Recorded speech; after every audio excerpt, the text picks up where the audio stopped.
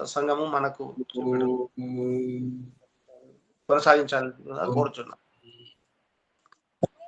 యో భూతం చ భవ్యం చ సర్వం యశ్చాధితిష్ఠతి స్వర్యస్య చ కేవలం తస్మై జ్యేష్ఠాయ బ్రహ్మణే నమః. తస్మై జ్యేష్ఠాయ బ్రహ్మణే నమః.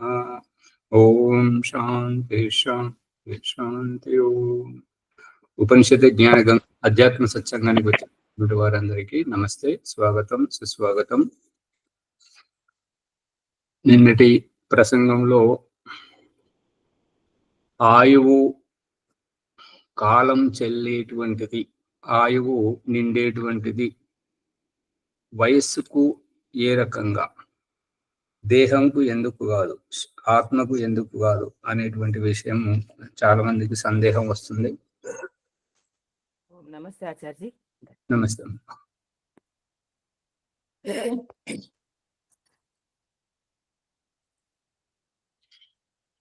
ఉదాహరణకు దేహం మీద మట్టి చల్లండి, బురద వేయండి, లేదంటే కిరసనాయిల్ పెట్రోల్ పోయండి, మురికి పడిపోతుంది. దాని యొక్క ఏంటంటే స్వచ్ఛత దూరం అవుతుంది. అదే నిప్పు పెట్టండి, కత్తితో పొడవండి, లేదంటే పీక పిసకడానికి ప్రయత్నం చేయండి. దేహం మీద జరిగేటువంటిది ఆయుష్ ఆగమైపోతుంది, ఆయువు చెల్లుబాటు అవుతుంది. ఇంకా స్పష్టంగా తెలియాలి అని అంటే వస్త్రానికి మట్టి పోసిన, బురద పోసిన, మళ్ళీ ఏదైనా కత్తితో వస్త్రానికి ఘాటు పెడితే, దాన్ని చింపితే దాని యొక్క ఏంటంటే ఆయుష్ తగ్గిపోతుంది వస్త్రంది. అదే రకంగా ప్రమాదాల్లో శరీరం, కాలు విరిగిన, చెయ్యి విరిగిన, క్షత విక్షతమైన అయ్యేది దేహం మీద కాలం చెల్లుబాటు అయ్యేది ఆయుష్కు. ఆత్మకు ఏమి కాదు, ఆత్మకు సంబంధమే లేదు. ఆత్మకు కర్మ ఫలముతో ముడిపడి ఉండడం అది వేరు. కానీ ఈ మనకు ప్రత్యక్షంగా కనిపిస్తుంది ఏంటంటే, నేను 20 ఏళ్ళు 30 ఏళ్ళు, నేను నా పుట్టినరోజు ఇంకొక సంవత్సరం, ఇంకా నేను పెద్దగా అయ్యాను అని ఈ రకంగా మనం అనుకోవడం. ఈ దేహం ఒక దర్పణం లాంటిది.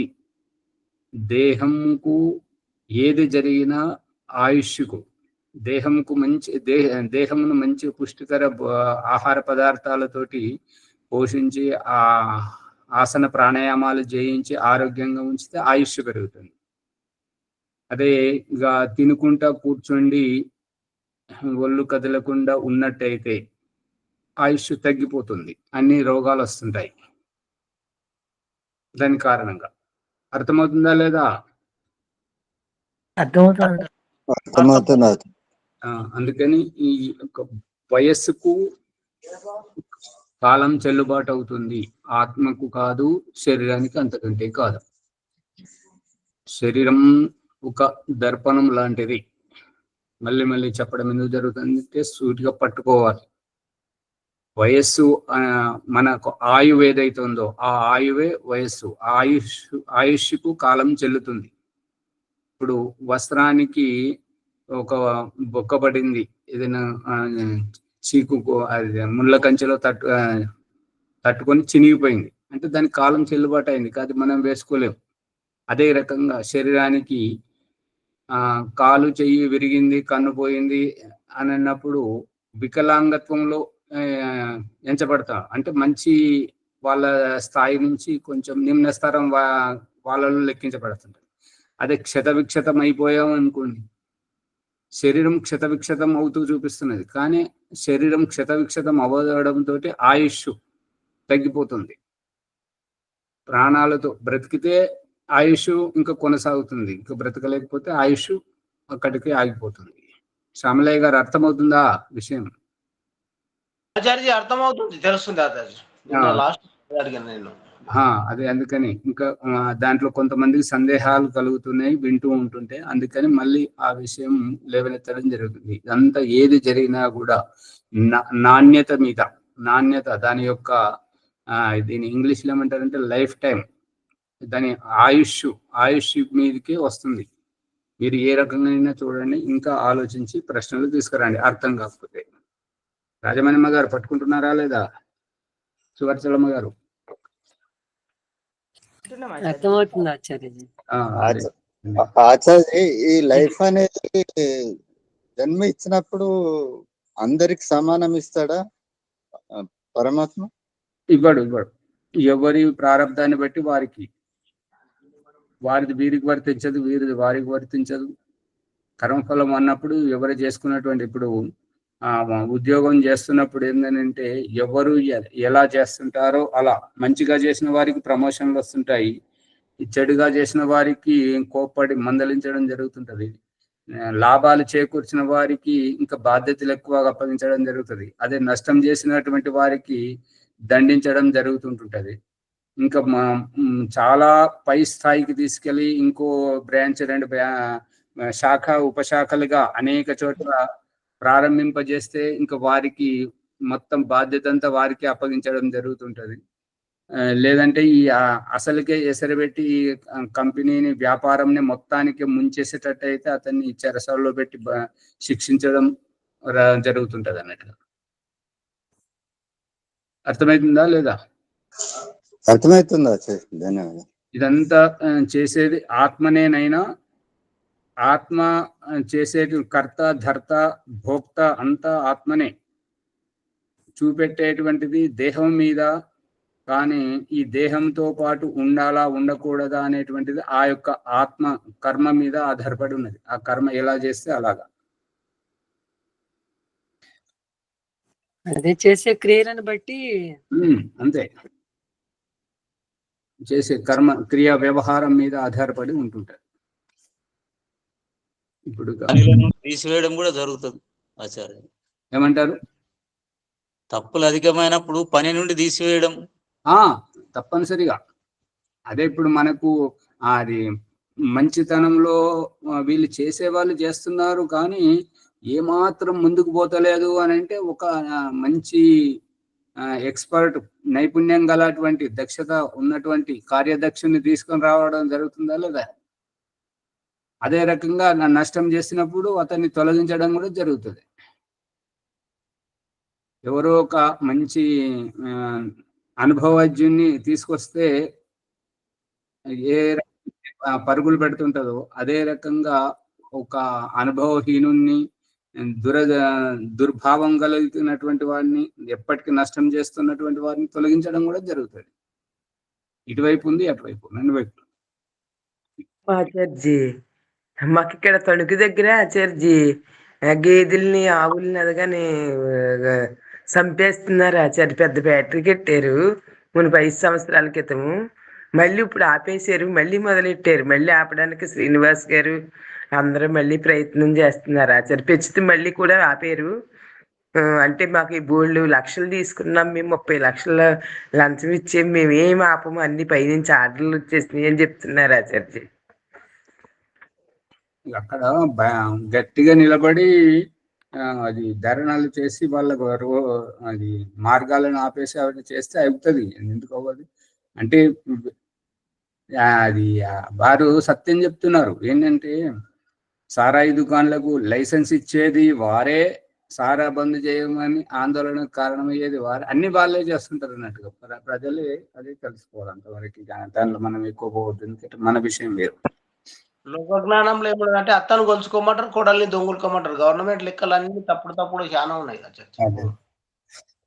బృహదారణ్యక ఉపనిషత్తు 4వ అధ్యాయము 4వ బ్రాహ్మణము. ఇప్పుడు 15వ సంపుటంలో ఉన్నాం. యదా ఏతం పశ్యతి ఆత్మానం దేవం అంజసా ఈశానం భూత భవ్యస్య నా తతో విజుగుప్సతే.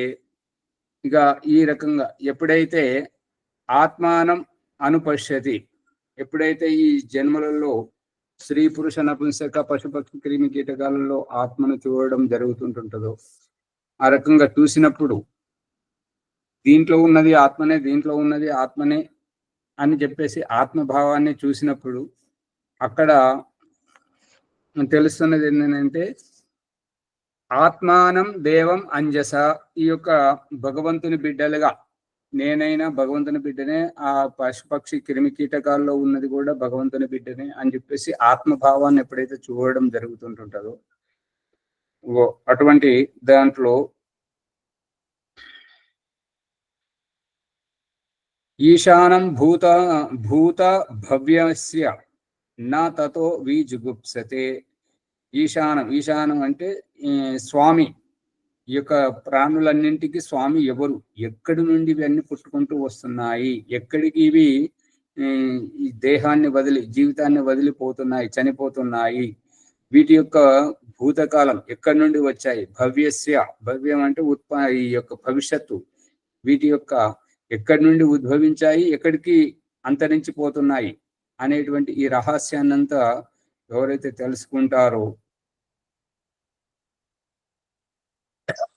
ఇది భగవంతుని యొక్క సృష్టి వ్యవస్థని ఎప్పుడైతే పసిగట్టడం జరుగుతుందో అప్పుడు జాగ్రత్తగా ఉండడం జరుగుతుంటది. ఎప్పుడైతే అది పసిగట్టకుండా కేవలం భోగభావంతో ఉండడం జరుగుతుంటుంటుందో అటువంటిప్పుడు ఈ యొక్క అపరాధములు అనేటువంటివి చేయడం జరుగుతుంటుంటది. ఇంకా ఎప్పుడైతే ఈ భగవంతుని బిడ్డలే అందరూ, అన్ని జన్మలు భగవంతుడు పుట్టించినటువంటివే, అటువంటి ఈ యొక్క దేహము అనేటువంటిది నీచమైనటువంటిది, ఈ నీచమైనటువంటి శరీరాన్ని నేను మాంసంగా ఎలా తినాలి అనేటువంటి ఆలోచన ఎప్పుడైతే కలుగుతూ ఉంటుంటుందో, ఆ మాంసం యొక్క రహస్యాన్ని ఎప్పుడైతే తెలుసుకోవడం జరుగుతుంటుందో అప్పుడు ఘృణ అంటే అసహ్యించుకోవడం, లోపల నుంచి ఈ యొక్క వికారం వచ్చినట్టుగా, మాంసం అంటే ఇటువంటి మాంసం ఇలాంటిదా, అయితే ఈ మాంసం నేను తినకూడదు అనేటువంటిది అర్థమవుతుంటది. ఇప్పుడు 16వ సంపుటాన్ని చూడండి, 17వ సంపుటం 16వది. యస్మాత్ అర్వాక్ సంవత్సరో అహోభిః పరివర్తతే తద్దేవా జ్యోతిషాం జ్యోతిర్ ఆయు ఉపాసతే అమృతం. ఇంకా ఎప్పుడైతే ఏ యొక్క బ్రహ్మ పరమాత్మ నుండి అయితే అర్వాకు ఇక్కడ అంటే ఇటువైపుకు, అంటే అటువైపు నుంచి పంపిస్తున్నాడు కాబట్టి ఇటువైపు జన్మించుకుంటూ వస్తున్నారు. అంటే అన్నపాని పంచమహాభూతాల నుండి ఆ అన్నపానీయముల ద్వారా పురుషుని శరీరం నుంచి స్త్రీ యొక్క గర్భాశయానికి ఇటు నుంచి పంపించగానే అటు నుంచి శిశువులుగా జన్మించుకుంటూ వస్తున్నారు. మళ్ళీ ఎప్పుడైతే ఆయువు తీరిపోతుందో ఇక ఇటు నుంచి వెళ్ళిపోయిన వాళ్ళంతా మళ్ళీ అటు వెళ్ళిపోతుంటారు. ఈ రహస్యాన్ని చెప్తున్నారు అనమాట. అహో అంటే ఈ ఎన్ని రోజులు ఉండాలో ఈ కాలం, ఈ యొక్క అవయవం దినములు ఏవైతే ఉంటుంటాయో ఇవన్నీ మారుతూ ఉంటుంటాయి అన్నమాట. చీకటిని వెంటాడేటువంటిది వెలుతురు, వెలుతురుని వెంటాడేటువంటిది చీకటి. ఈ చీకటి వెలుగుల రహస్యమే కృష్ణపక్షము, శుక్లపక్షం, ఉత్తరాయణం, దక్షిణాయనం. అర్థమవుతుందా? ఈ యొక్క ఈ రూపకంగా కాలం యొక్క మర్యాదను అతిక్రమణం చేస్తున్నప్పుడు, కాలం జవదాటిపోతున్నప్పుడు, ఈ కాలమును లెక్క చేయకుండా కాలం నన్ను కబలించుకుపోవడం ఏమిటి, కాలంని నేను నియంత్రిస్తానని చెప్పేసి కాలం మీద ఆధిపత్యంతో ఈ యొక్క మోక్షానికి అర్హులవ్వడం, జీవన్ముక్తిని పొందడం, ఆ కాలానికి దొరకకుండా పోవడమే జీవన్ముక్తికి వెళ్ళిపోవడం. ఎవరైతే కాలగ్రాసం అయిపోయేవారు ఇంకొక సమయంలో, ఇంకొక జన్మతో, ఇంకొక శరీరంతో, ఇంకొక రూపకంగా జన్మించడం, భూతాలలో ఉండడము, కాలంను అనుసరించే అన్నము రూపముగా పరిపక్వం అవ్వడము, కాలంతో ముడిపడి ఉండడమే.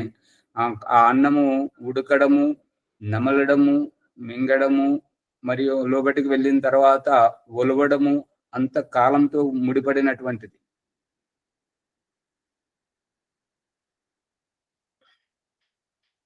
గర్భంలోకి వెళ్ళినా అక్కడ కూడా కాలంతోటే ఇంత ఈ ఈ యొక్క పక్షి జీవితానికి ఇంతకాలం, ఈ యొక్క క్రిమి కీటకాల జీవితానికి ఇంతకాలము, మనుషుల జీవితానికి ఇంతకాలం, పశువులకు ఇంతకాలం అని చెప్పేసి అంత కాలంతో ముడిపడి ఉన్నటువంటిదే.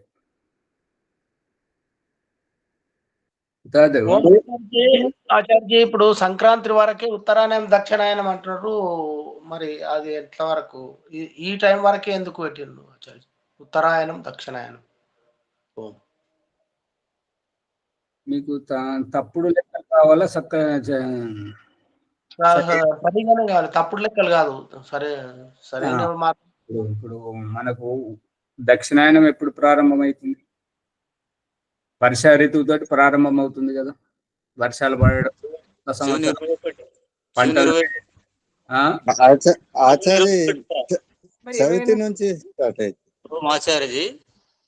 జూన్ 21 నుంచి దక్షిణాయనం. అదే 21, 22 ఒక రోజు 22 అంటారు కదా ఆచార్య. అవునవును, 21 వారు 21 అంటున్నారు. 22 నుంచి ప్రారంభమవుతుంది. 21 వరకు ఉత్తరాయణం పూర్తి అవుతుంటది. 22 నుంచి దక్షిణాయనం ప్రారంభమవుతుంది. అప్పటి నుంచి 6 నెలలు లెక్క పెట్టండి. 6 నెలలు. జూన్ 22 నుంచి జూలై 22కు 1 నెల లెక్క పెట్టండి. ఆగస్టు 22 2 నెలలు, సెప్టెంబర్ 22 3 నెలలు, అక్టోబర్ 22, డిసెంబర్ 22 వరకు. డిసెంబర్ 22కే ఉత్తరాయణం వచ్చింది. మన ఈ క్యాలెండర్ అంతా వీళ్ళు చూపెట్టేటువంటిది సంక్రాంతికి చూపిస్తున్నారు. సంక్రాంతికి అట్లా దాదాపు 18-20 రోజులు ఎక్కువ చూపిస్తున్నారు. ఈ క్యాలెండర్ అన్ని తప్పు, వీటిని నమ్మకూడదు. మనం లెక్క పెట్టుకోవచ్చు దక్షిణాయనం ఎప్పుడు ప్రారంభమవుతుంది. ఇప్పటి నుంచి ఈ డిసెంబర్ 23 నుంచి 22 నుంచి లెక్క పెట్టండి. డిసెంబర్ 22 నుంచి ఉత్తరాయణం లెక్క పెట్టండి. మళ్ళీ జూన్ 21 వరకే అక్కడికే కూర్చుంటది లెక్క. నమస్తే ఆచార్యజీ. నమస్తే ఆచార్యజీ, దక్షిణాయనం అంటే ఏంటి, ఉత్తరాయణం అంటే ఏంటి ఆచార్యజీ? జూన్ 22కి వస్తుంది ఆచార్య. అదే మరి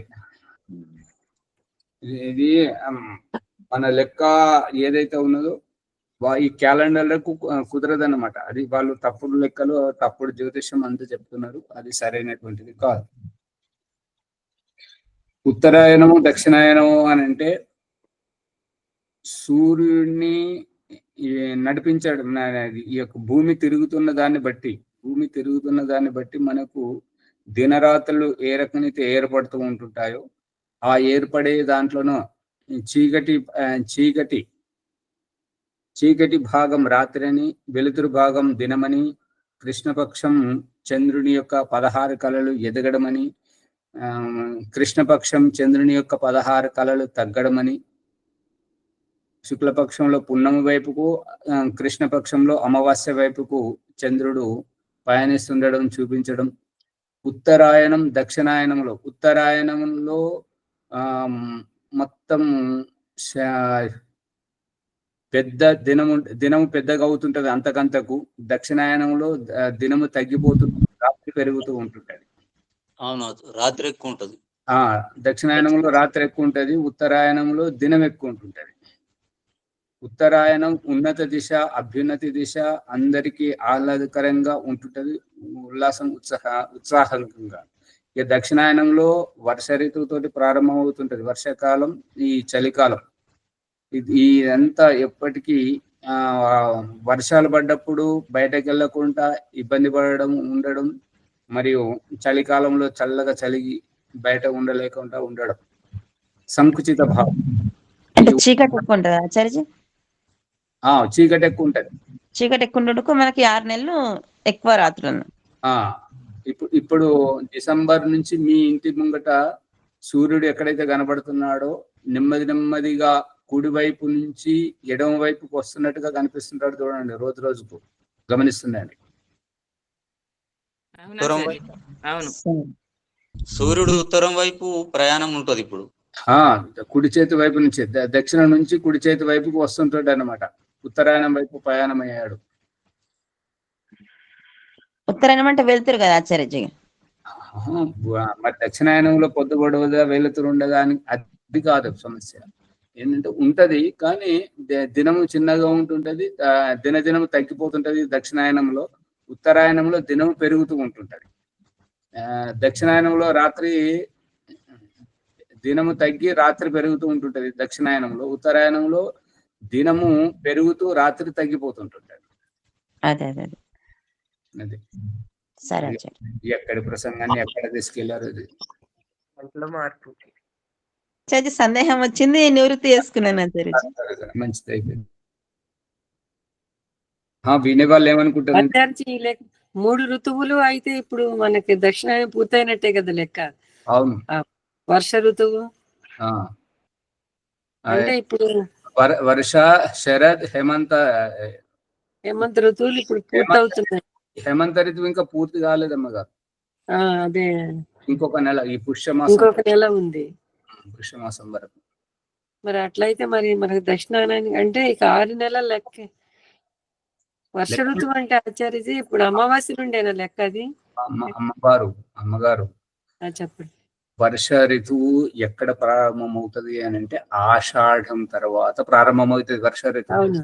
అవును ఆచార్య. వానాకాలమేమో వర్షాలు పడేటువంటి వానాకాలమేమో జూన్ 15 తర్వాత నుంచి పడుతూనే ఉంటుంటాయి.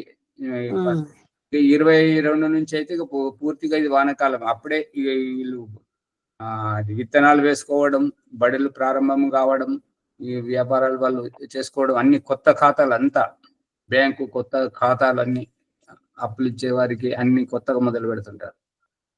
మరి ఇకైతే ఆ డేట్ లోనైతే ఇక మార్పు రాదు ఆచార్య. రాదు కాబట్టి ఇక్కడ కూడా మార్పు రాదు కదా, ఇంకా రాదు. అమ్మగారు మీ లెక్క మీరు సరిగా లెక్క పెట్టలేదు, మీ మనసులో ఉన్నది బయట పెట్టుకోకుండా సరేలేండి అవునండి అవునా నేను అనుకుంటాను. లేదు ఆచార్యజీ, లెక్కలో ఖాతాలన్నీ మార్చిలోనే మొదలెడతారు సంవత్సరానికి ఆచార్యజీ. అమ్మగారు ఇది పుష్యమాసం వెళితే ఈ హేమంత ఋతువు పూర్తి అవుతుంది. అవును, పుష్యమాసం పూర్తయితేనే అవుతుంది. శిశిర వస్తుంది కాబట్టి అక్కడ 15 రోజుల ముందు వస్తుంది ఆచార్యజీ. ఏది ఆషాఢ మాసంలో పౌర్ణమి నుండి ఏకాదశి నుండి మొదలవుతుంది అనుకుంటా దక్షిణ. ఇంకా అంటే రావాలి కుంటలకి బయటకు వస్తే లెక్క పెట్టి కదా మీరు ఇంకా ఇవన్నీ చెప్తున్నారు. 22 అయితే కరెక్టే ఆచార్యజీ. మరి ఇంకేంది జూన్ 22 నుండి కరెక్టే, కాకపోతే వర్ష ఋతువు అంటున్నాం కాబట్టి మళ్ళీ అది సందేహం వస్తుంది కదా. వర్ష ఋతువు ఏంటంటే ఆషాఢం తర్వాత శ్రావణం నుంచి, శ్రావణం నుండి మొదలవుతుంది. అది చాతుర్మాస్యం. చాతుర్మాసం మొదలవుతుంది కాబట్టి అంటే చాతుర్మాసమే లెక్క ఇప్పుడు ఈ లెక్కన ఆచార్యజీ. ఎవరైనా చాతుర్మాస్యం దక్షిణాయనం కాదమ్మ గారు. చాతుర్మాస్యానికి దక్షిణాయనానికి సంబంధం లేదు. ఈ వర్ష ఋతువు వర్షాకాలం ఎప్పుడైతే ప్రారంభం అవుతుందో జూన్ 22 నుంచి డిసెంబర్ 22 వరకు ఇది ఇది దక్షిణాయనం. జూన్ ఈ యొక్క డిసెంబర్ 22, 23 నుంచి మొదలుకొని మళ్ళీ జూన్ 21 వరకు ఇది ఉత్తరాయణం. ఆధారంగా కరెక్ట్ గా తెలియదు ఆచార్య. ఇప్పుడు ఆ పుస్తకం అంతా DTP అయిపోయింది. జ్యోతిష్యం విషయంలో ఈ తిథి ఏంటి, తిథి దేవత ఏంటి, నక్షత్రం ఏంటి, నక్షత్ర దేవత ఏంటి, అయనాలు ఏంటివి, ఈ యొక్క ఋతువులు ఏంటి, ఈ కాలంలు ఎన్ని, ఈ యొక్క అన్ని తయారు చేసి పెట్టినాం. పుస్తకం తయారైంది. అని వీళ్ళు ఒకటి మనల్ని నానబెడుతున్నారు కదా, ఏంటంటే ఆడు పిట్టకు పెట్టి ఎదురు చూసుకొని కూర్చున్నట్టుగా వీళ్ళు మనకి స్పష్టత ఇవ్వకపోయేసరికి ఏది జరగట్లేదు పని. ఇప్పుడు వరకు పిల్లలకి ఇట్లా పిలవాలన్నా ఏదైనా కావాలన్నా కూడా ప్రయత్నం చేస్తున్నారు శ్యామలయ్య గారు, కానీ వాళ్ళు దారి ఇస్తలేరు మనకు. ఏం చేస్తున్నారు? ముడిపోవాల్సిన రోజు ఎప్పుడుందో లేండి. భీష్ముడు చనిపోయినప్పుడు అదే చెప్పడానికి పోయినా మళ్ళీ మర్చిపోయి ప్రసంగం వేరే వచ్చింది. భీష్ముడు బాణాలు కొట్టినప్పుడు వారికి మీరు చెప్పండి శ్యామలయ్య గారు, మీరు చెప్పండి ఎందుకంటే మళ్ళీ మిమ్మల్ని ఆపడం.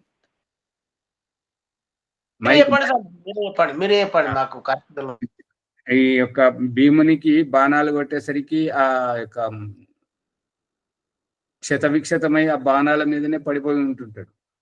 ప్రాణం విడవలేక భీముడు కాదు, భీష్ముడు. భీష్ముడే మీరు భీముడు అన్నారు ఆచార్య. పొరపాటు అయింది. అదే ఆచార్య. భీష్ముడి ప్రసంగం నడుస్తుంది.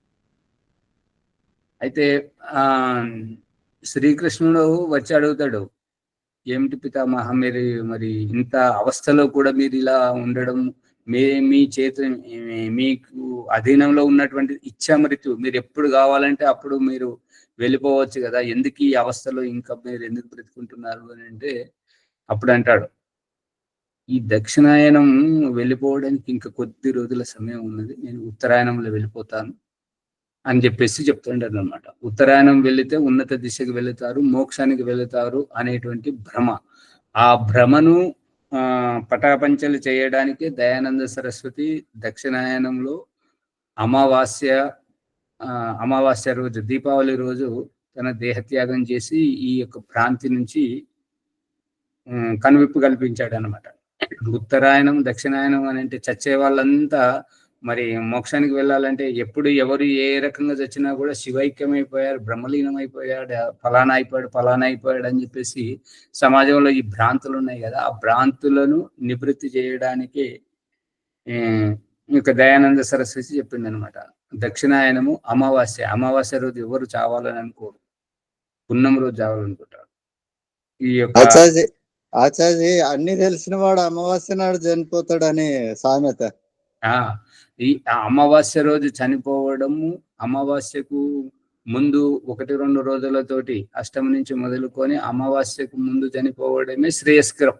అమావాస్య రోజు చనిపోవడమే శ్రేయస్కరం. ఎందుకంటే అమావాస్య తర్వాత వచ్చేటువంటిది శుక్లపక్షం కదా, చంద్రుడి యొక్క కళలు పెరుగుతూనే ఉంటుంటాయి ఉన్నతి దిశ వైపుకు. ఎవరైతే ఈ యొక్క పున్నంకు ముందుగా వస్తుంటారో వాళ్ళకి వచ్చేటువంటిది కృష్ణపక్షం, చీకటి దినాలే వస్తుంటాయి అన్నమాట. ఇది ఈ రకంగా ఉంటుంటది. అందుకని ఈ దేహం నుంచి మన సాధన చేస్తున్నప్పుడు మనం ఎప్పుడు కావాలనుకుంటే అప్పుడు మనం దేహత్యాగం చేయడం నేర్చుకోవాలి. చేయడము అని అంటే ఓమాచార్యజీ, అమావాస్యను చనిపోతే బాగుండదు, అన్ని ఏమేమంటారు శాంతి ఉంటుంది, అది ఉంటుంది అని చెప్తారు కదా ఆచార్య. అమావాస్యను చనిపోవద్దు అని అంటారు కదా. చనిపోవద్దు, అజ్ఞానం మన చీకటి ఉంటుంది. చీకట్లు వచ్చి చూస్తున్నటువంటిది మనల్ని జన్మించే ఆ చీకట్లోంచే బయటకు తీసుకొస్తున్నాడు. పంచమహాభూతాల్లోంచి చీకట్లోంచి బయటకు తీసుకొస్తున్నాడు. అన్న ఓషధుల నుండి చీకట్లోంచి బయటకు తీసుకొస్తున్నాడు. మరి పురుషుని శరీరం నుండి శుక్రముగా కూడా చీకట్లో బయటకు తీసుకొస్తున్నాడు. తల్లి గర్భం నుండి శిశువుగా కూడా చీకట్లోంచి బయటకు తీసుకొస్తున్నాడు. చీకట్లోంచి బయటకు వచ్చేటువంటిది ఈ మృత్యు అనేది చీకట్లోకి వెళ్ళేటువంటిది. ఆ ముక్తి, జీవన్ముక్తిని పొందేటువంటిది మాత్రం వెలుతురులోకి, ప్రకాశంలోకి, ప్రకాశ స్వరూపుడు పరమేశ్వరుడు కాబట్టి ఈ యొక్క ముక్తిలోకి వెళ్ళడానికి. భీష్ముంది కంప్లీట్ కాలేదు ఆచార్య. భీష్ముని అంతవరకు మరిది ఏంటంటే అతను ఏమంటాడంటే, శ్రీకృష్ణుడు వచ్చి, పితామహ మీరు ఇంత గాయాలతో ఎందుకు బాధపడుతున్నారు, మీకు మృత్యువు ఇంకొకరు వచ్చి మిమ్మల్ని తీసుకుపోవడానికి అర్హత లేదు, మీది ఇచ్ఛా మృత్యు వరదానం మీకున్నది, మీరు ఎప్పుడు కావాలంటే అప్పుడే మీ ప్రాణాలను మీరు తీసుకుపోవచ్చు, బదిలేయచ్చు ఈ దేహాన్ని, క్షతవిక్షతమైన దేహాన్ని, మరి ఎందుకు ఇంత అవస్థపడుతున్నారు అని అంటే అతను అంటాడు, భీష్ముడు ఏమంటాడంటే, ఉత్తరాయణం రావడానికి ఇంకా కొద్ది రోజుల సమయం ఉన్నది, నేను ఉత్తరాయణంలో ఈ యొక్క దేహాన్ని త్యాగం చేయాలని అనుకుంటున్నాను, అప్పటి వరకు ఇది తప్పదు నాకు ఈ బాధ అని చెప్పేసి అంటాడు. అదే లోకంలో ప్రసిద్ధం అయిపోయింది అనమాట. ప్రతి ఒక్కరు ఉత్తరాయణం అని చెప్పేసి అంటుంటారు. ఉత్తరాయణంలో అన్ని లోకాలకు పోతారు అనేటువంటి దయానంద సరస్వతి ఏంటంటే, నీ కర్మానుసారంగా నువ్వు పోతావు, ఎక్కడికి పోవాలనేది నిర్ణయం అవుతుంది, అది భగవంతుడు నిర్ణయిస్తాడు, న్యాయకారి కాబట్టి. అంతేగాని నువ్వు ఉత్తరాయణంలో చనిపోయినా దక్షిణాయనంలో చనిపోయినా నువ్వు కావాలని నటించి చనిపోతే అవస్థ నువ్వు పడతావు అంతవరకే అని దయానంద సరస్వతి. అదే కాలానికి ప్రత్యేకతే గాని కర్మఫలానికి ఇవ్వలేదు కదా ఆచార్యజీ. కరెక్ట్ కానీ మనం చేసుకున్నది ఏం కాదు, భగవంతుని చేతిలో ఉంది. చెప్పండి సువర్చలమ్మ. అదే ఆచార్యజీ, కాలానికి ప్రత్యేకత ఇచ్చారు అంటే ఉత్తరాయణం దక్షిణాయనం అనేటటువంటి దానికి, కానీ కర్మఫలానికి దాని ఫలితం ఉంటుంది అనేది మరి అజ్ఞానమే కదా ఆచార్యజీ. అట్లా అట్లా సాగదేయకండి. వరలక్ష్మి గారు చెప్పండి. వరలక్ష్మి గారు చెప్పండి. ఏ విషయం మళ్ళీ కృష్ణుడు ఇంకో దిక్కున ఇది తప్పని కృష్ణుడు ఏకి చెప్తాడనమాట. నీవు బాణం వేస్తూ నాకు అదృష్టము, నేను కర్మఫలాలు అధర్మం వైపు ఉన్నాను కాబట్టి నేను అంబుదుల మీద పడుకుని ఉన్నానని కూడా చెప్పాడు ఆచార్య భీష్ముడు. ఆ కర్మఫలం నేను అనిపిస్తున్నా, కర్మఫలం అయ్యాక నేను వదులుతానని కూడా చెప్పాడు ఆచార్య. ఇది కరెక్ట్ అనిపించింది నాకు. అనుభవించడం అనేటువంటిది సరైనటువంటిదే, కానీ ఈ కొద్ది సమయంలోనే వారు చేసిన కర్మలకు అంత శిక్ష అనుభవిస్తాడు అనేటువంటిది సరైనటువంటిది కాదు. అదే ఇచ్చా మృత్యు వరదానం వారికి అధీనంగా ఉంది, కానీ ఆ కర్మఫలం అనుభవించాల్సింది వారి చేతిలో ఉన్నది అనేటువంటిది మరి నాకైతే తెలియదు. అది ఎలా చెప్పారో మరి మీరు ఎలా విన్నారో. పరమేశ్వరుడే అనుభవింప చేస్తాడు కానీ జీవుడికి లేదు.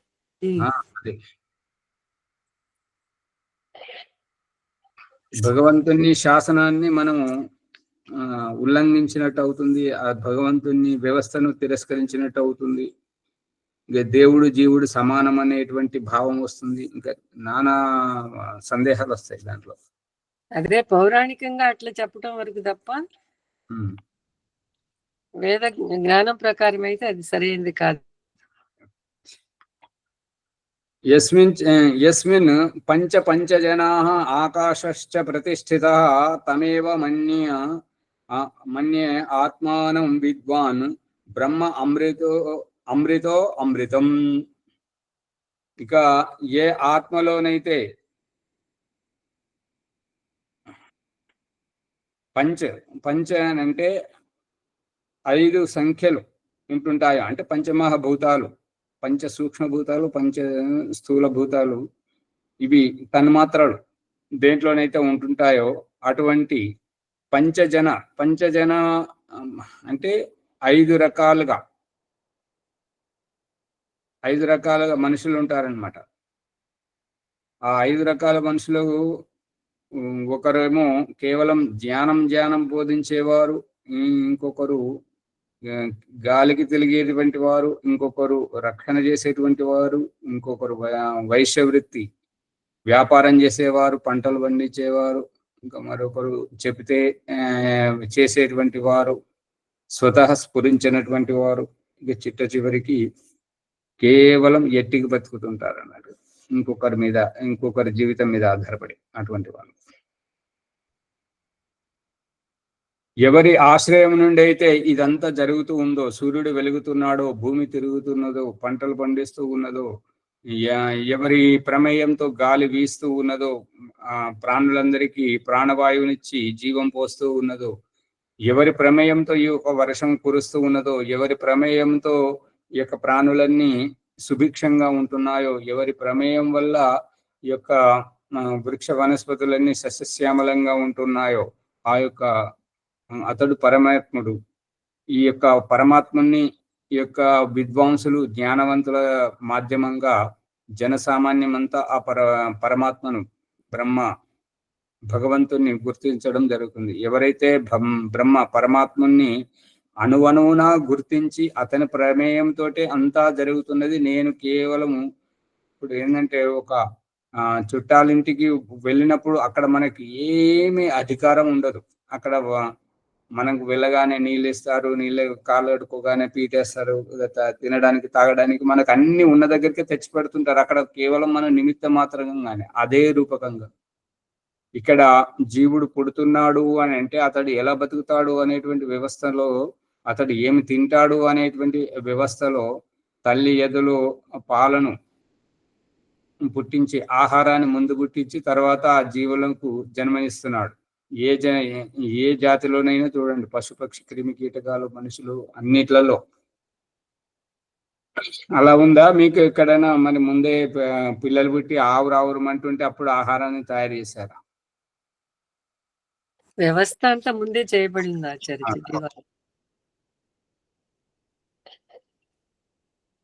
ఈ రకంగా ఈ ఈ యొక్క రహస్యాన్ని తెలుసుకునేటువంటి వారిని నేను విద్వాంసుడు అంటాను, బ్రహ్మ అంటాను. ఇక అమృతం అంటే మరణము లేనటువంటి వాడు అంటాను అని చెప్పేసి యాజ్ఞవల్క్యుడు ఈ విధంగా చెప్తున్నాడు.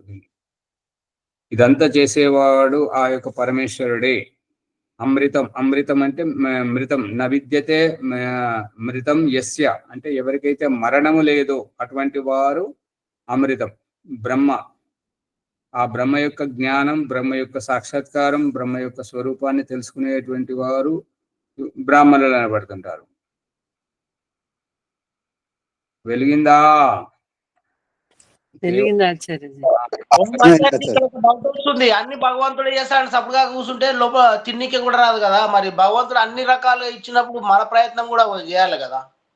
స్వామి, తల్లి గర్భంలోంచి పుట్టించి ఆకలేస్తున్నప్పుడు తాగడానికి పైకి అది తల్లి ఎద మీదకి వెళ్ళి తాగాలి కదా. తాను వెళ్ళాల్సిందే కదా, లేదా తల్లి తీసుకోవాల్సిందే కదా. అందుకని అక్కడ ఆచార్య వ్యవస్థలు పరమాత్మ ఇచ్చిండు, ప్రయత్నం చేసి మనం తినాలి. మన కుల వృత్తుల పేరుతోటి మనకు నిత్యావసరాలన్నీ ఇతరుల దగ్గర పెట్టి మనల్ని వారి దగ్గరికి నడిపిస్తున్నాడు కదా. బట్టల కోసం, పాత్రల కోసం, ఈ సూది కోసం, దారం కోసం, సబ్బు కోసం, పప్పు ఉప్పుల కోసం వారి దగ్గరికి నడిపిస్తున్నాడు కదా. కంప్యూటర్ కావాలన్నా, కళ్ళద్దాలు కావాలన్నా, ఏది కావాలన్నా వారి దగ్గరికి నడిపిస్తున్నాడు కదా. శాల వాళ్ళ దగ్గరికి, కౌసల వాళ్ళ దగ్గరికి, దర్జీ వాళ్ళ దగ్గరికి, ప్రతి ఒక్కరి దగ్గరికి నడిపిస్తూనే ఉన్నాడు కదా. నువ్వు శ్రమ చేయాలి అనేటువంటిది దీని సారాంశం. నువ్వు శ్రమ చేయాలి, అవసరం తీర్చుకోవాలి. నువ్వు కోసమే ఎదుటి వారి దగ్గరికి వెళ్ళమని పరమేశ్వరుడే తెలియజేస్తున్నాడు. వెళ్ళటం కూడా జీవాత్మ యొక్క లక్షణమే. యజుర్వేదం 40వ అధ్యాయము నన్ను చెప్పనివ్వరు, మీరు చెప్పరు, మధ్యలో సాగదీస్తుంటారు. యజుర్వేదం 40వ అధ్యాయం 2వ మంత్రంలో చెప్తున్నాడు అనమాట. కుర్వన్నేవేహ కర్మాణి జిజీవిషే చితం సమాహ. 100 సంవత్సరాల వరకు కర్మ చేస్తూనే నువ్వు జీవించు, కర్మ చేస్తూనే నువ్వు బ్రతుకు, పురుషార్థుడిగా ఉండు, పురుషార్థం చేస్తుండమని చెప్పడం జరుగుతుంది. దీనినే శ్రీకృష్ణుడు భగవద్గీతలో కర్మణ్యేవాధికారస్తే మా ఫలేషు కదాచన. నీకు కర్మ చేయడంలోనే నీకు అధికారం ఉంది, కానీ దాని ఫలితం, దీనికి ఫలితం రావాలి అని ఆశించడం నీ చేతిలో లేదు. నువ్వు చేసిన దాన్ని బట్టి పారితోషికం ఇతరులు ఇస్తారు. అదే ఈ యొక్క ఉద్యోగం, వ్యాపారం, ఈ యొక్క పని వాళ్ళ రూపంలో మన ఇంట్లోనే చూపిస్తున్నాడు భగవంతుడు. అందుకని కర్మ చేయడం మన అధీనంలో ఉంటది, ఫలితం తర్వాత వస్తుంటది. కర్మ చేసేది జీవుడు, దాని ఫలితం ఇచ్చేది పరమేశ్వరుడు. బాహ్యంలో కూడా మనం చేసే క్రియని బట్టే.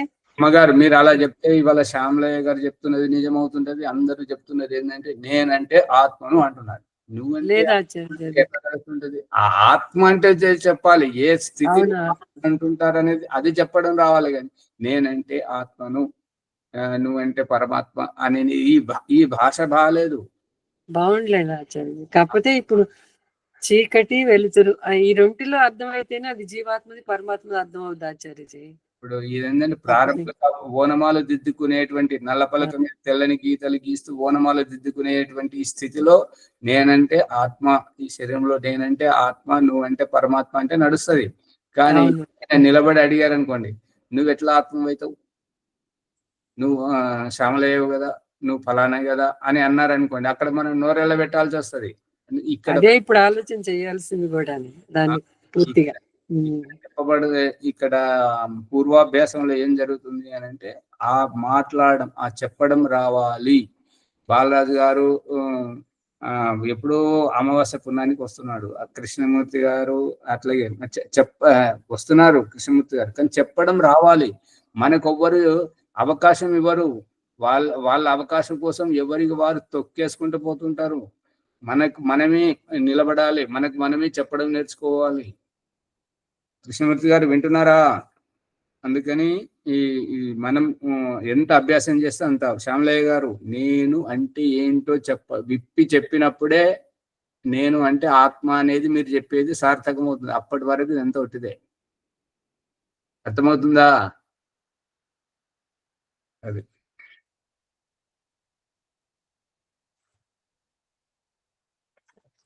ఈ వీళ్ళు విజయలక్ష్మి గారు వారు ముని గారు 2 రోజులు వస్తారు, 2 రోజులు అటుపోతారు, అటు ఇటు శివుని డమరుకం ఊగినట్టుగా చేస్తున్నారు. అక్కడ సంపూర్ణంగా ఉండరు, ఇక్కడ సంపూర్ణంగా ఉండరు. మరి విషయం ఎట్లా బోధపడుతుంటారు?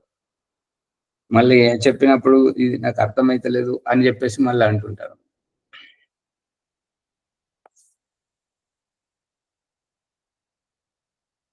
ప్రాణస్య ప్రాణం ఉత చక్షుషశ్చక్షురుత శ్రోత్రస్య శ్రోత్రం మనసో ఏ మనో విదుః ఏ నిచిక్యుర్ బ్రహ్మ పురాణమగ్ర్యం. ఇంకా ఎప్పుడైతే వాసన చూడడం, శ్వాస తీసుకోవడం, శ్వాస అందకుండా శ్వాసతో ఇబ్బంది పడి ప్రాణము వెళితే ఇక ఈ శరీరం వదిలేసి ఇంకా ఏ జన్మకైతే ఏ శరీరంతో అయితే పుడుతూ ఉంటారో ఆ శరీరంలో ఎప్పుడుగా గుసగుసమని శ్వాస తీసుకోవడమే వారికి ప్రత్యేకంగా అది ఉంటుంది. వారి దగ్గర ఉన్న వాళ్ళకైతే భయం వేస్తుంటది అన్నట్టు అట్లా చేస్తుంటారు. ఇక చక్షు ఉత, ఇక ఎవరైతే చనిపోయేటప్పుడు వారిని చూడాలి, వీరిని చూడాలి, ఈ స్థానం చూడాలి, ఆ స్థానం చూడాలి, ఈ సంపత్తిని చూడాలి, ఇలా భార్య పిల్లలను ఇట్లా చూడాలని చూడలేక కొట్టుమిట్టాడుతూ ఆయన ప్రాణం వదిలేరు అనుకోండి. ఇక వచ్చే జన్మలో ఇక ప్రతి ఒక్కరిని గుచ్చి చూడడం, పదే చూడడం, తొంగి చూడడం, ఇవన్నీ చేస్తుంటారు అన్నమాట. వారి ఆత్మ కళ్ళల్లోంచి పోయినటువంటిది. ఇంకా శ్రోత్రస్య శ్రోత్రం, ఇక ఎవరైతే వినాలి అని అనుకొని వినలేకపోయినటువంటి వారు ఏమవుతుంటారంటే మళ్ళీ జన్మలో గోడ చాటు నుంచి వినడం, ఇటు నుంచి వినడం, నిక్కి చెవులు నిక్కరించి వినడం, మరి దగ్గరికి వచ్చి దాక్కొని వచ్చి వినడం, ఇటువంటి పనులు చేస్తుంటారు.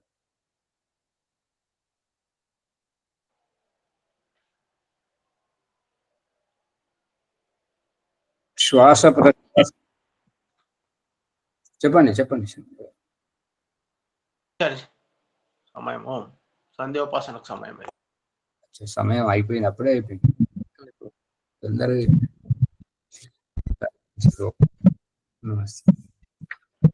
ఆచార్య వారికి ధన్యవాదాలు. ఉపనిషత్తు మనకు ఎంతో లోతుగా తెలియని విషయాలు మరి మనకు ఇంత ఉదయంలో చెప్పడం మన పూర్వజన్మ సుకృతంగా భావిస్తూ ఆచార్య వారికి ధన్యవాదాలు తెలియజేస్తూ సంధ్యోపాసన ఈరోజు సులోచనమ్మ గారు.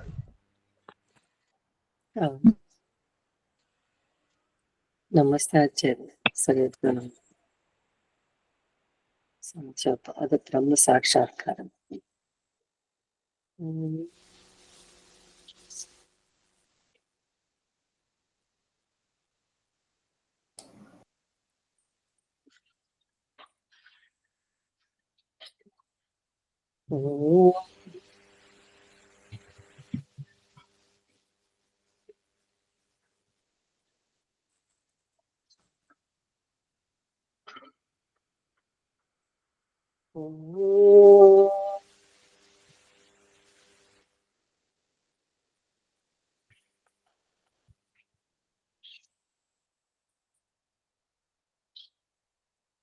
ఓం అమృతోపస్తరిణమసి స్వాహా.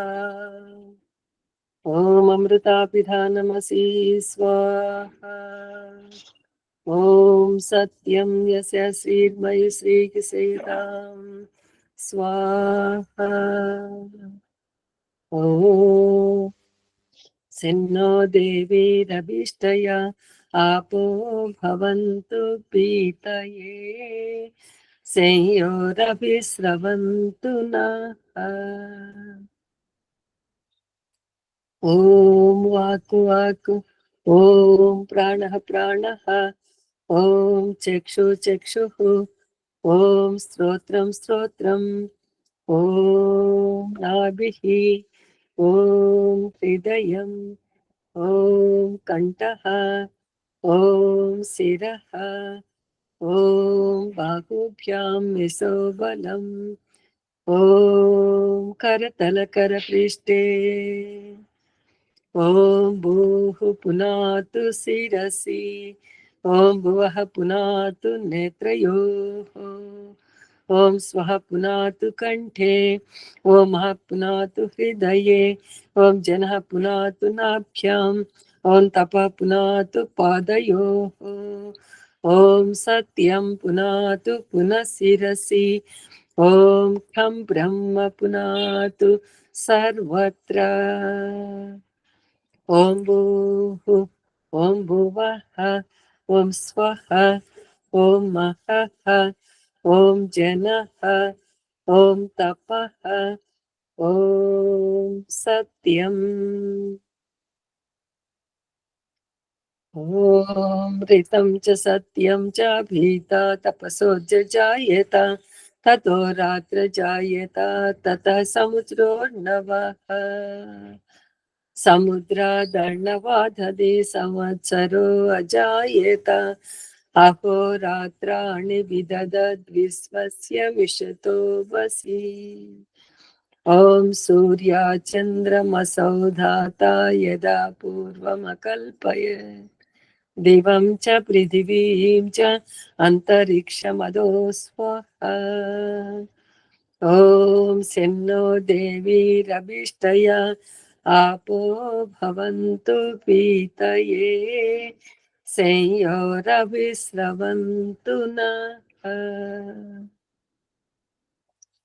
ॐ प्राचीदिगग्निरधिपतिरसितो रक्षितादित्या इषवः तेभ्यो नमो अधिपतिभ्यो नमो रक्षत्रिभ्यो नमः ऋषिभ्यो नमः येभ्यो अस्तु योऽस्मान् द्वेष्टियं वयं विश्वस्तं वो जम्भे दद्मः दक्षिणादिगिन्द्रोऽधिपतिः तिरस्तिराजी रक्षिता पितर इषवः तेभ्यो नमो अधिपतिभ्यो नमः रक्षत्रिभ्यो नमः ऋषिभ्यो नमः येभ्यो अस्तु योऽस्मान् द्वेष्टियं वयं विश्वस्तं वो जम्भे दद्मः प्रदेशे दिक्कु वरुणोऽधिपतिः पृदाकु रक्षितानमिषवः तेभ्यो नमो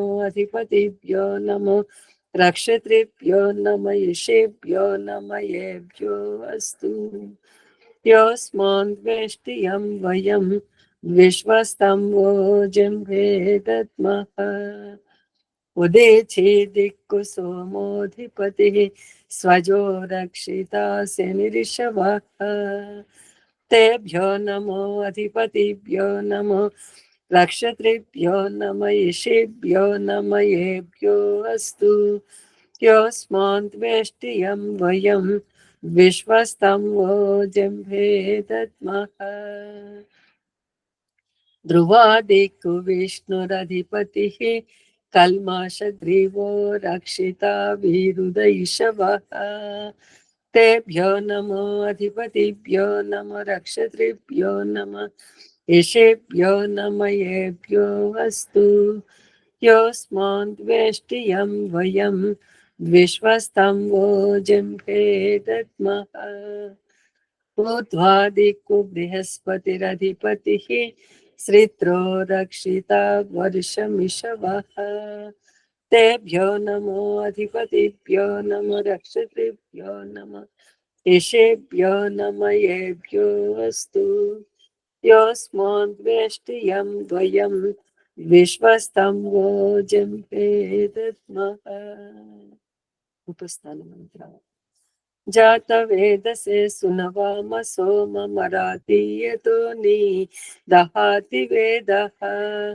स नः पर्षदति दुर्गाणि विश्वानावेव सिन्धुं दुरितात्यग्निः चित्रं देवानामुदगादनेकं चक्षुर्मित्रस्य वरुणस्य अग्निः अप्राच्छावा पृथिवी अन्तरिक्षं सूर्यात्मा जगतस्तशुषश्च ఉదుత్యం జాతవేదసం దేవం వహంతి కేతవః దృశే విశ్వాయ సూర్యం ఉద్వయం తమసః స్పరిస్వాహా పశ్యంత ఉత్తరం దేవం దేవత్ర సూర్యమగన్మ జ్యోతిరుత్తమం.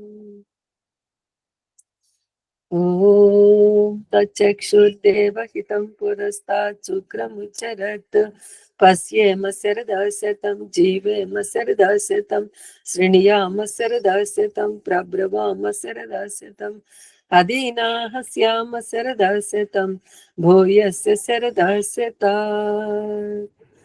ఓం సిన్నో దేవీరభిష్టయ आपो भवन्तु पीतये संयोरविस्रवन्तु नः. ॐ भूर्भुवस्वः तत्सवितुर्वरेण्यं भर्गो देवस्य धीमहि धियो यो नः प्रचोदयात्. हे జగదీశ్వరా దయానిధి, మీ అనంత కృప వల్ల మేము చేస్తున్న జప ఉపాసనాది కర్మముల మూలమున ధర్మ అర్థ కామ మోక్షం నుండి చతుర్విధ పురుషార్థముల సిద్ధిని ఈ జన్మ యందు సంప్రాప్తించుకుందుము గాక. ఓం తపస్యంభవాయ చ మయోభవాయ చ నమః శంకరాయ చ మయస్కరాయ చ నమః శివాయ చ శివతరాయ చ. ఓం సిన్నో దేవీరభిష్టయ आपो भवन्तु पीतये संयोरविस्रवन्तु नः. నమస్తే ఆచార్య. ధన్యవాదాలు. శ్యామయ్య గారు స్వామి చెప్పండి. శాంతి పాఠం చెప్పండి.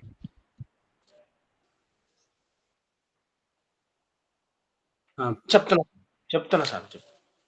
ఓం దేవ శాంతి, అంతరిక్షగం శాంతి, పృథివీ శాంతి, రాప శాంతి, ఔషధయ శాంతి, వనస్పతయ శాంతి, విశ్వే దేవా శాంతి, బ్రహ్మ శాంతి, సర్వం శాంతి, శాంతిరేవ శాంతి, సామా శాంతిరేది. ఓం శాంతి శాంతి శాంతి. అందరూ ఈ ఎపిసోడ్ను లైక్ చేసి షేర్ చేసి సబ్స్క్రైబ్ చేయండి. అందరికీ ధన్యవాదాలు. ఆచార్య సర్వభ్యో నమో నమః. ఒక నిమిషం, ఇది కొత్త వాళ్ళకు చెప్పడానికి అవకాశం ఏంటి? పాత వాళ్ళు వాళ్ళ తప్పులు సవరించండి. వారికంటే ముందు మీరే చెప్తే సమయం అంతా పోతుంది. మరి ఇక్కడ ముందు పోతే అవకాశం దొరకట్లేదు కాబట్టి వారికి అవకాశం చెప్పడానికి అవకాశం ఇవ్వాలి. అదే అందుకే పాత వాళ్ళకు ఎక్కువ చెప్పడానికి అవకాశం ఇస్తే ఎక్కువ అంటే 1 నిమిషం 2 నిమిషాలు వాళ్ళకు 1-2 మాటలతో మొదలు పెడతారు కదా, వాళ్ళకు అవకాశం ఇచ్చి మీరు సవరించండి. అదే ఓకే. నమస్తే. నమస్తే ఆచార్య. నమస్తే ఆచార్య.